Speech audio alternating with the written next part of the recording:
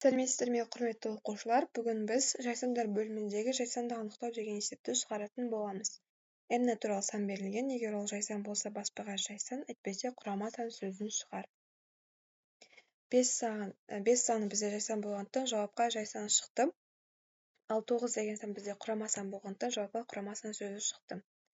Енді сіздер есепті ең алдымен өздеріңіз шығарып көресіздер. Біз сайтқа онлайн компилятор енгіздік. Осы жерге немесе өздеріңіздің ноутбук компьютерлеріңізге айдыл жүктелген болса, сол жақта кодты жазсаңыздар болады. Есепті шығару үшін ең алдымен n санын енгіземіз. N input.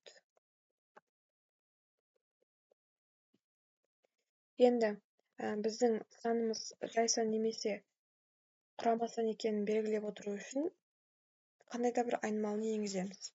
F тең true деп аламыз, ары қарай циклашамыз. For I in range 2-ден n-ге дейін.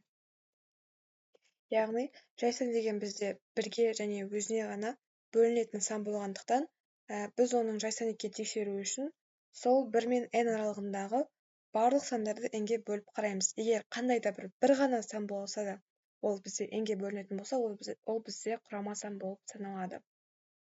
Соны тексеру үшін біз цикл ашамыз және 2-ден n-ге дейін жүреміз. Шарт қоямыз, егер n санын i-ға бөлгенде қалдық 0-ге тең болатын болса, онда біз f тең false деп аламыз.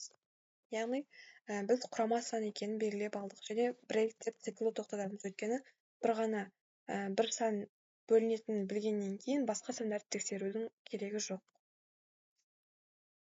Циклдан шығып шарт қоямыз, егер f бізде true болатын болса, f тең true. Немесе жай ғана f деп қалдырсаңыздар да болады. Яғни бұл шарт бізде true болған кезде ғана жұмыс жасайды деген сөз. F тең true. Бұндай болған кезде біздің n деген санымыз жайсан деген сөз. Ондай жағдайда біз принтке жайсан деп береміз. Біз мәтінді жолды апострофтың ішіне салып шығаруымыз керек. Else әйтпесе ол бізде құрама сан деген сөз.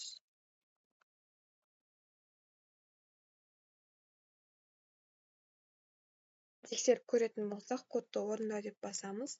Подтвердите действие на полигон келеді деп шыққан кезде осы жерге n санын енгіземіз. Мысалы, 80 деп жазатын болсам, ол бізде құрама сан. Ал егер 17 деп жазатын болсам, ол бізде жайсан деп береді. Осымен біздің есебіміз аяқталды.